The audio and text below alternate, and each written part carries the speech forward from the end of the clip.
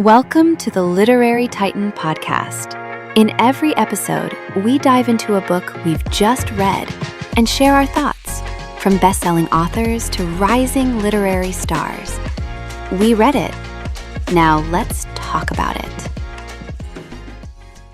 Discover Your Gold Mine by David L. Shabazz is a motivational and reflective guide about cultivating what the author calls a gold mine, a disciplined inner life shaped by self-awareness, faith, purposeful action, goal setting, persistence, and care for the body as well as the spirit.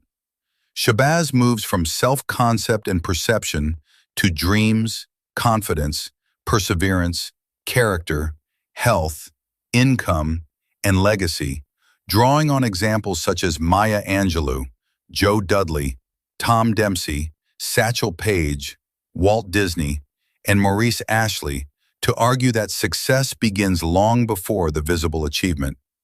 The book insists that poverty and abundance are not only material conditions, but habits of thought, and that a person's future is deeply affected by the way they speak to themselves, imagine possibility, and act under pressure. I found the book most affecting when Shabazz turns from broad exhortation to concrete human moments. The Volkswagen Jetta story, where he realizes he has neglected the value of what he already possesses, quietly becomes one of the book's best metaphors.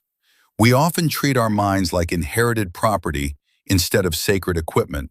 That idea stayed with me.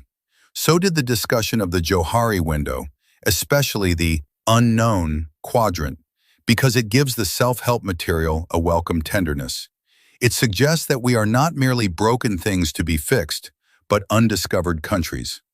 The book's recurring emphasis on self-concept, inner speech, and disciplined imagination has real emotional force, particularly when paired with stories of people who had every reason to surrender to humiliation, injury, poverty, or delay.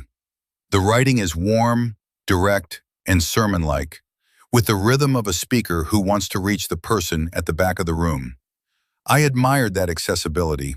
Shabazz writes with conviction, and his best passages have the cadence of lived counsel rather than abstract theory. The phrases about goals, thought, discipline, faith, and self-mastery begin to accumulate like a drumbeat. By the time the book reaches practical habits such as planning the day, exercising the body and mind, and building a spiritual foundation, its message feels less like a slogan and more like a daily ethic. I respected Discover Your Gold Mine for its heart, its moral seriousness, and its refusal to let readers hide behind talent, circumstance, or delay. I'd recommend it to readers who appreciate faith-inflected personal development, students or young professionals looking for a practical push, and anyone drawn to motivational writing that blends self-reflection, discipline, and purpose with a strong sense of spiritual accountability. Its best audience is someone ready not just to be encouraged, but to be confronted with the responsibility of becoming. Thanks for joining us on the Literary Titan podcast. If today's review sparked your interest, be sure to pick up a copy of the book and experience it for yourself.